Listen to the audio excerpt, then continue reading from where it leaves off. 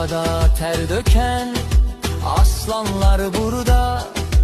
Formanın hakkı için her bir vuruşta, pilot takımlarından yetişen nesil